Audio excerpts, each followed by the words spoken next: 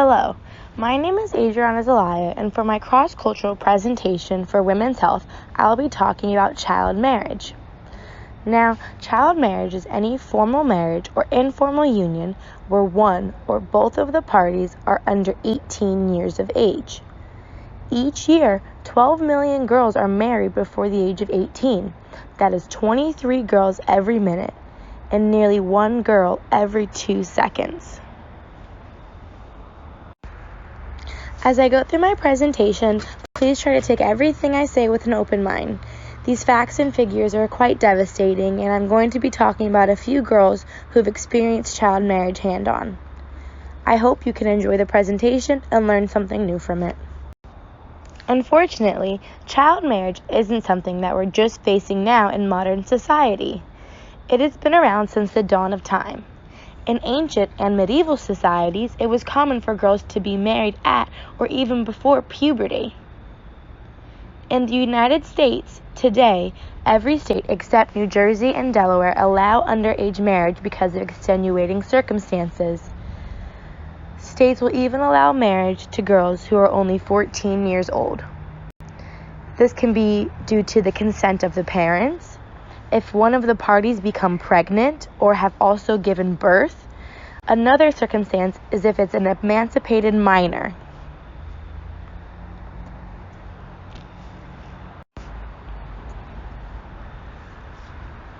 Around the world, arranged marriages have also been going on for a long while. This is usually seen in rural and third world countries. Many people try to marry their daughters for different financial reasons or reasons that have to do with the income that the family is receiving. Usually girls were married after puberty, during their mid-teens. There are also some circumstances where girls were betrothed before they became of age, and they would consummate the marriage once they became of age. There was even one report in the 18th century Syria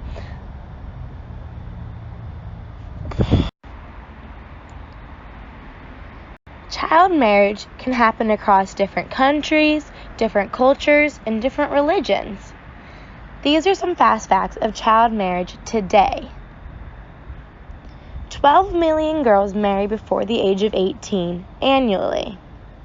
1 in 5 girls in the world are said to be married before the age of 18. And over 650 million women alive today were married as children. Child marriage is fueled by gender inequality, poverty, traditions, and insecurity, all things that we'll talk about later in the presentation. The solutions to child marriage aren't a one-fold solution. They need to be taken into consideration by communities and the government together. And unfortunately, there is only mainly research done on girls in child marriage. The statistics on boys and when they marry is not as prevalent because people do not believe the numbers are nearly as high as they are with young girls. There are many different reasons why child marriage exists. Some of these reasons I've listed below will be brought up later in the presentation again when we're talking about specific countries. These factors include poverty, protection, family honor, social norms, religious laws, preventing premarital sex, family alliances, economic strategy, war, famine. Gender equality is also a very big reason for child marriage. It's driven by patriarchal values and the desire to control female sexuality. For instance, how a girl should behave or how she should dress, or how she should be perceived by the community. Tradition is also another factor. Traditional practices often go unquestioned because they have been part of a community's life and identity for a very long time.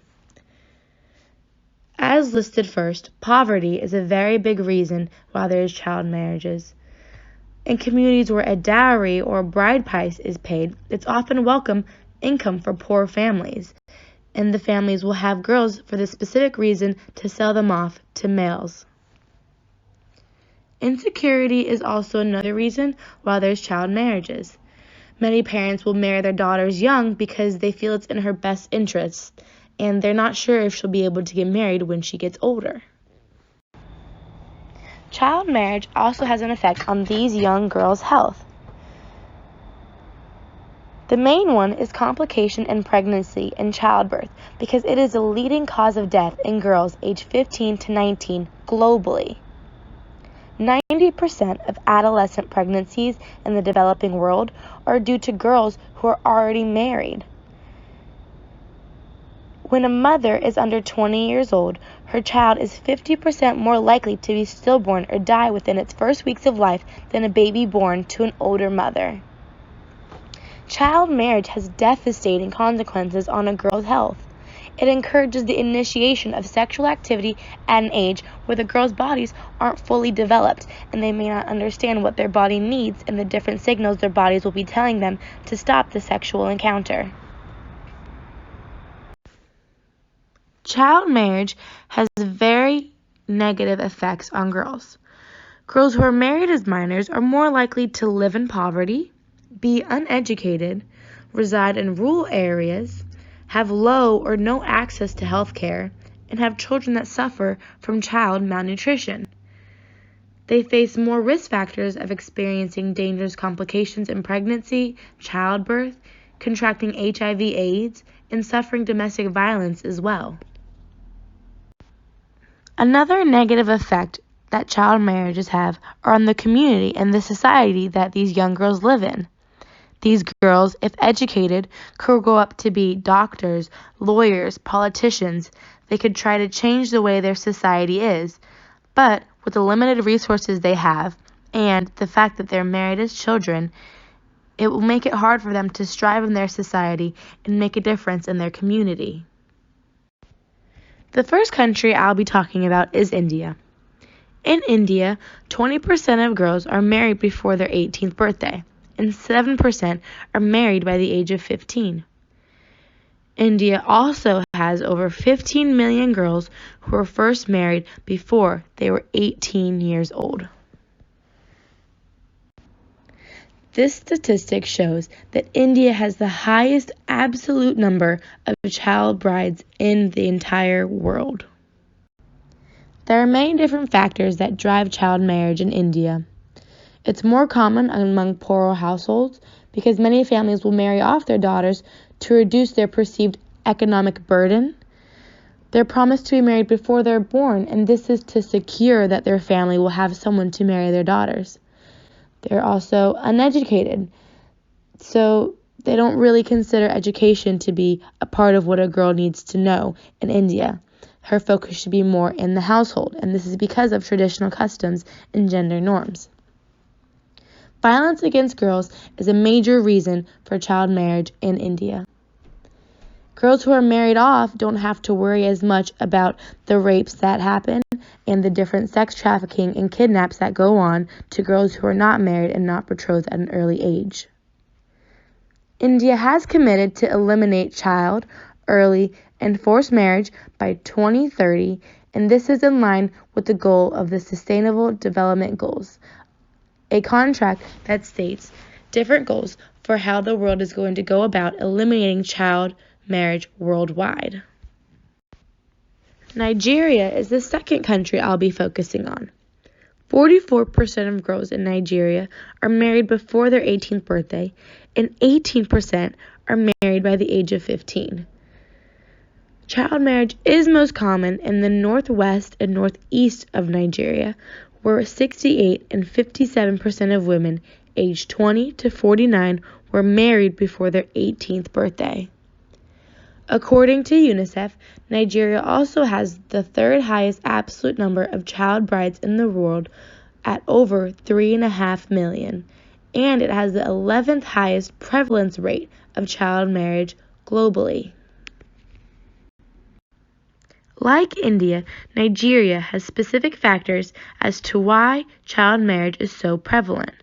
73% of women with no formal education were married before the age of 18, compared to only 9% who had completed higher education.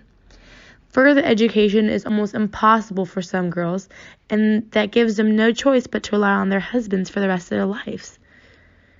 In Nigeria, They use marriage to enhance political and social family ties. So some girls are married off by their parents to make them richer or to help in a business situation.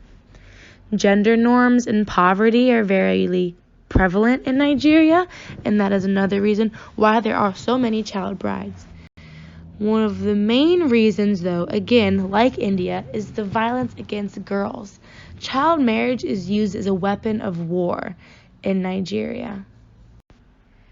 There are many terrorist groups in Nigeria who use girls as a weapon of war.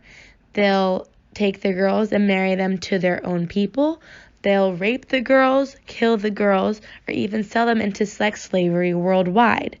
So, if you marry off your daughter at a young age to a wealthy, rich family, there's a less chance of her being sold into slavery, taken, abducted, or any of those things.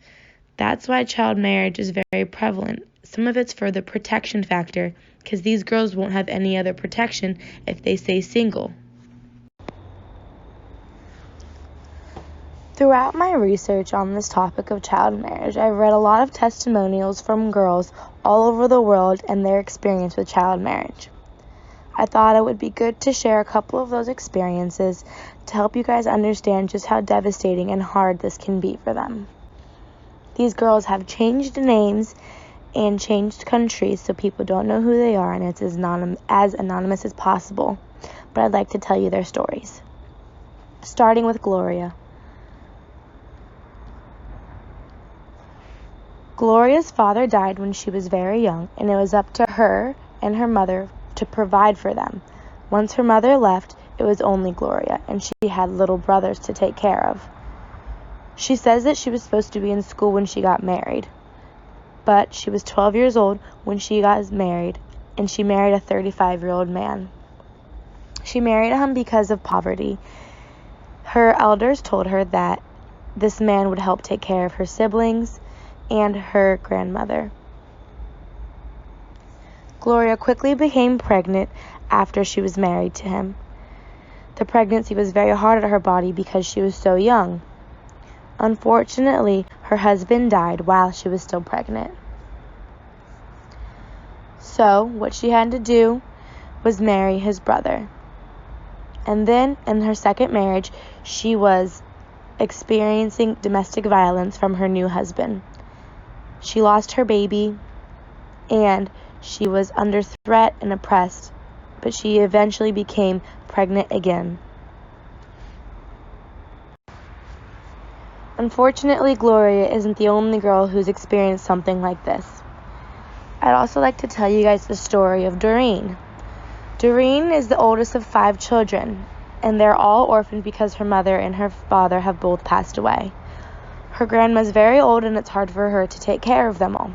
So, because of poverty, again, Doreen was forced to marry. She was 13 years old when she was married, and her husband was 30 years old.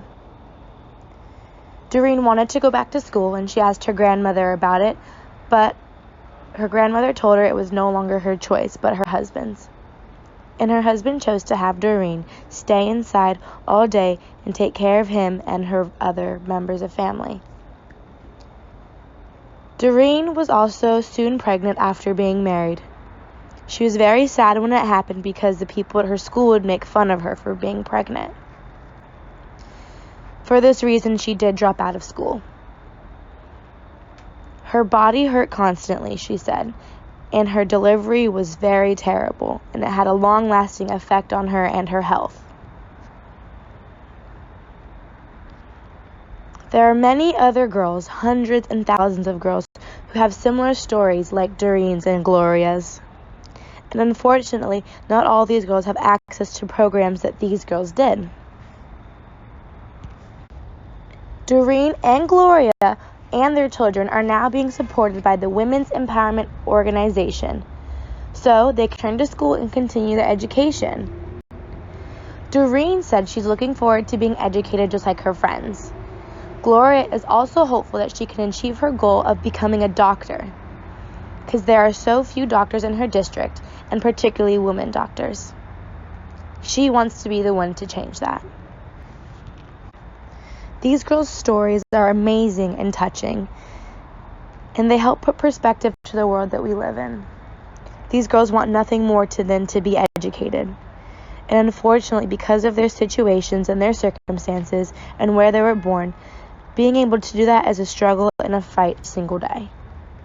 So, as we go through the rest of this presentation, think about Doreen and Gloria and all that they've been through, and how the only change that they can hope from comes from people like us, people who can provide, become educated, and help them through different organizations and nonprofits. The last story I'm going to tell is the story of Mary. She was also an orphan because her mother and father passed away at a young age, something that we're seeing with most of the testimonials from these girls. She didn't want to be married because she was so young, but a man went to her family and was asking to marry, and she had no other option but to accept because she needed someone to take care of the children. If she didn't, she would be forced to leave home, and she would be subjected to violence as well as her younger siblings. She wanted to improve her life, so she sought out her husband as a new source of income, but he had none. They struggled to provide for themselves and support Mary's younger siblings. Unfortunately, when Mary was pregnant, her husband left her and never came back. He saw her as a financial burden, and because she was pregnant, he no longer had any sexual use for her. She was alone, and she was a child, carrying a child. So her sisters helped her deliver a baby, and the baby was healthy, but she really relied on her family to survive and her other siblings. She can't help but think that if her mother was alive, she'd be able to go to school and be educated and maybe do something else with her life. She wanted to eventually become a teacher. Through the Women's Empowerment Organization, Mary is going back to school, and she does one day hope to be a teacher and look after the children who are around her and help take care of her siblings that once took care of her. Between India and Nigeria, there are similar problems that both countries face. Gender inequality is a very big problem. Women are uneducated and they belong in the home. This is the thought because of tradition. It's just how their culture is. And they're unable to see change, or they're unable to want it for their daughters. Or the families are affected by poverty. Marriage is how many families build a profit and make money to live and support everyone else in the family, especially the elders. Violence against girls is a sad but true reason why children are getting married. It's to protect them from rape, trafficking, and slavery. It is a human rights violation, and it prevents education, optimal health, bonding with others, maturing, self-choice, independence, all those things that us women in America probably take for granted or think are just given.